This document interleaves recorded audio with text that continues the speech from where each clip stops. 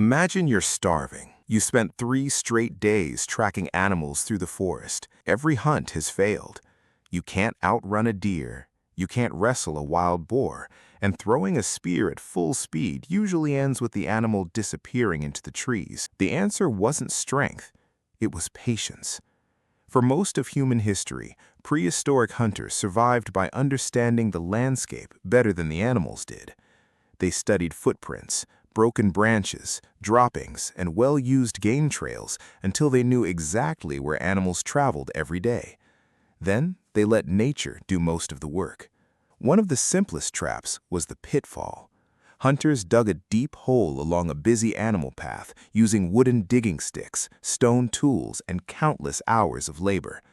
The opening was carefully covered with thin branches, leaves, and loose dirt until it blended perfectly with the ground around it. To a passing deer or wild horse, the trail looked completely normal. One wrong step, and the ground disappeared beneath its feet.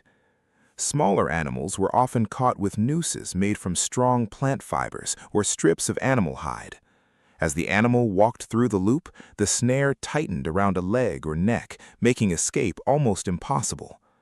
Some traps didn't catch animals directly. Instead, they slowed them down. Hunters built fences from fallen trees, branches, and sharpened stakes that quietly guided herds toward narrow valleys, muddy ground, or steep cliffs where escape became much harder. Once the animals were trapped, separated from the herd, or exhausted, groups of hunters moved in together with fire-hardened wooden spears and sharp stone-tipped weapons. Teamwork made every trap far more effective than any single hunter could ever be alone. Of course, trapping wasn't easy. Building a single pit could take days. A sudden rainstorm could collapse the walls. A herd might choose a different path, and a hungry bear could discover the trap before the hunters returned. Failure was common. Success required planning, experience, and incredible patience.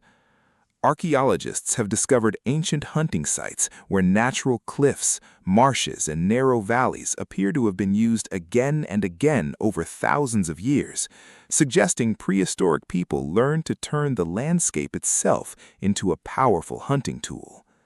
The greatest weapon ancient humans ever invented wasn't a sharper spear, it was the ability to think ahead. Long before farms, long before cities, and long before machines, human survival often depended on building a trap and having the patience to wait.